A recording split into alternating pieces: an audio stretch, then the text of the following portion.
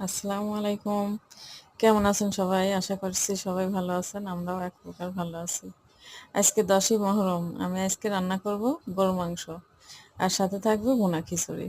এখন আমি মাংসগুলো সুন্দরভাবে কেটে ধুয়ে পরিষ্কার করে নিয়েছি। এখন এক এক করে সব মশলাগুলো দিয়ে দিচ্ছি। আদা বাটা, রসুন বাটা, জিরা বাটা দিয়ে এখন আমি মাংসগুলো সুন্দরভাবে হাতে মাখিয়ে নেব।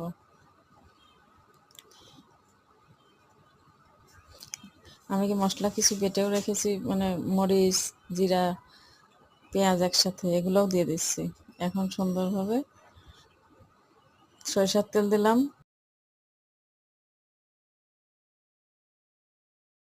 মাখিয়ে রান্না করলে বেশি মজা হয়।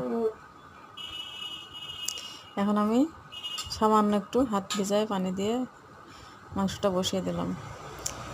এই দেখেন আমাদের খিচুড়িটাও হয়ে গেছে। খিচুড়িটা অনেক মজা হয়েছিল খেতে। আল্লাহ হাফেজ।